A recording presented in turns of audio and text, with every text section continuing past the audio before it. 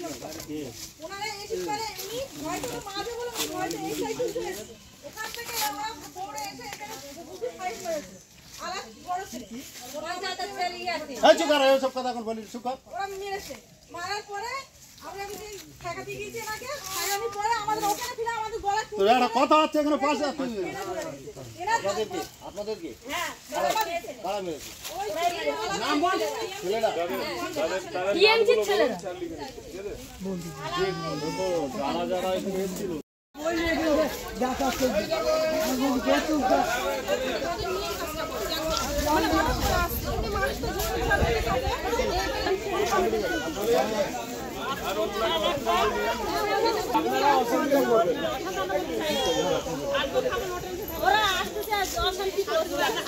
ঠিক আছে এখন এখন আপনারা চলে যান বাড়ি নইলে কি হয় বলুন তো এরপরে ওরা বলবে যে স্যার ওরা মাঠে আরে কেউ আরে চারটে ছেলে বসে এটা ধর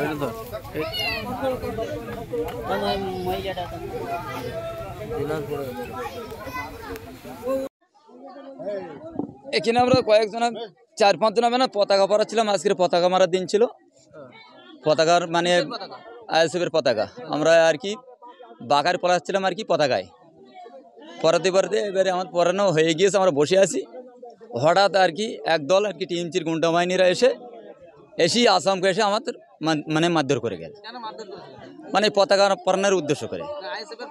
আইএসএফের পতাকা ওরা বলে পতাকা এখানে মারা যাবে না পতাকা তোরা মারলি কেন পতাকা তো মারা যাবে না কই এখানে পতাকা মারার জায়গা না এরকম বলে আসামকে এসে মারধর করেছে আমি আর কিছু বলতে পারিনি তৃণমূলের লোকজন আলা ছিল ইয়াসিন ছিল কামাল ছিল রাহুল ছিল তারপরে ইয়াসিন ছিল এরকম কয়েকজন মিলে আর কি ওরা মারধর করে গেছে হ্যাঁ থানায় অভিযোগ করেছে অভিযোগ জানিয়েছে এখন ঠিক এসে ওঠেনি পুলিশ এখন এসে ওঠেনি সাইফুল মোল্লা আইএসএফ পার্টি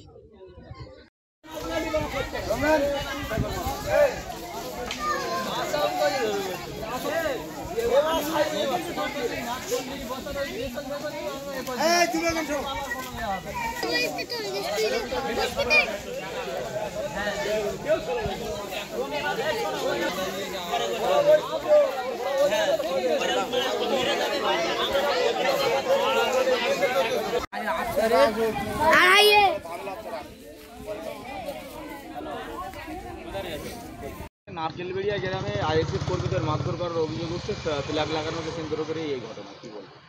বলছি এখন তো আইএসএফ মানে দুই একটা জায়গায় যারা পায়ে পা তুলে দিয়ে ঝামেলা তৈরি করার চেষ্টা করছে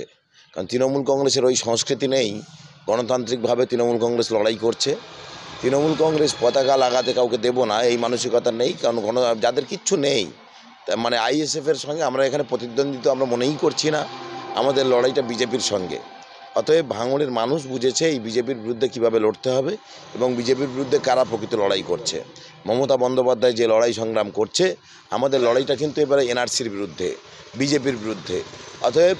এখানে কোনো এই আইএসএফের দলের কে ফ্ল্যাগ লাগাচ্ছে না লাগাচ্ছে এ নিয়ে কারো মাথা ব্যথা নেই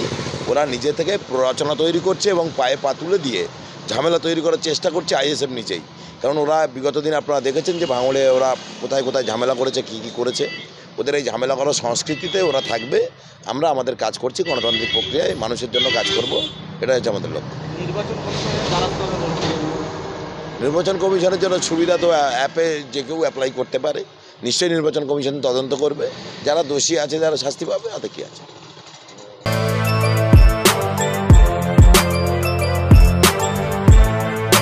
এখন অনেক বড় শ্রী লেদার্স হাওড়া ময়দান আপনি কি জটিল কিছু সমস্যায় ভুগছেন